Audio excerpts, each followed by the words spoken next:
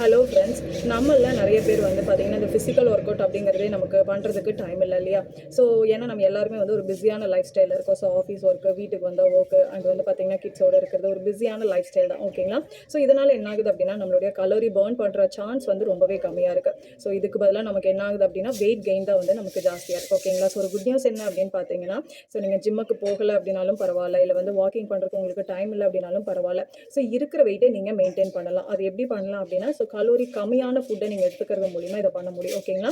So calorie கம்மியாக அப்படிங்கிறப்ப பார்த்தீங்கன்னா, நிறைய வெஜிடபிள்ஸ் அண்ட் ரூட் வெஜிடபிள்ஸை நாம எடுத்துக்கணும். ஸோ இந்த பொட்டேட்டோ, பாஸ்தா அண்ட் வந்து பார்த்தீங்கன்னா பிரெட் இந்த மாதிரிலாம் எடுக்கிறதுக்கு பதிலாக வெஜிடபிள்ஸ் அண்ட் ரூட் வெஜிடபிள்ஸ் எடுக்கிறது மூலிமா நமக்கு வந்து லோ கலோரியாகவும் இருக்கும், ஃபைபர் கண்டென்ட் அதிகமாக இருக்கும். ஸோ ஃபைபர் இருக்கிறதுனால நமக்கு என்ன ஆகும்னா, ஃபுல் டே வந்து நல்ல ஒரு சாட்டிஸ்ஃபைடாக இருக்கும், ஃபில்லிங்காகவும் இருக்கும் அண்ட் வந்து பார்த்தீங்கன்னா டைஜஷனுக்கு நமக்கு ஹெல்ப் பண்ணும். நம்மளோட டம்மியுமே வந்து பார்த்தீங்கன்னா ஃபில்லிங்காக இருக்கிற மாதிரியான ஃபீல் வந்து நமக்கு இருக்கும். ஓகேங்களா?